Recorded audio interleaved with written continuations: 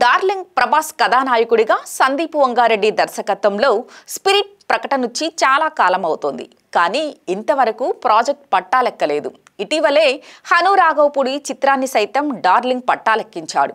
వాస్తవానికి డార్లింగ్ దర్శకుల లిస్టులో రాఘవపూడి లేనేలేడు. కానీ స్టోరీ నచ్చడంతో ప్రభాస్ ఏమాత్రం ఆలస్యం చేయకుండా మొదలు పెట్టేశాడు. దీంతో ఈ ప్రాజెక్టుతో పాటు డార్లింగ్ మారుతి రాజాసాబ్ని కూడా ఏకకాలంలో ముగించాలి. 2 సినిమాలకు డేట్లు ప్లాన్డ్గా సర్దుబాటు చేయాల్సి ఉంది. ఈ నేపథ్యంలో సందీప్ రెడ్డితో చేయాల్సిన స్పిరిట్ ఇప్పట్లో పట్టాలెక్కడం కష్టమనుకున్నారు అంతా. అది వచ్చే ఏడాది జరుగుతుందని అంతా గెస్ చేస్తున్నారు. కానీ సందీప్ రెడ్డి మాత్రం ఇదే ఏడాది తన సినిమా మొదలవుతుందని తాజాగా ప్రకటించాడు. ప్రత్యేకంగా నెల తేదీ అంటూ చెప్పలేదు, కానీ త్వరలోనే స్పిరిట్ కూడా మొదలవుతుందన్నాడు. కానీ రిలీజ్ మాత్రం 2 ఏళ్ల సమయం పడుతుందంటున్నాడు.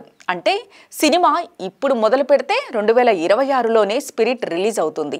అంతవరకు ప్రేక్షక అభిమానులు తమ సినిమా గురించి ఎదురు చూడొద్దని క్లిస్టల్ క్లియర్గా చెప్పేయడం అన్నమాట.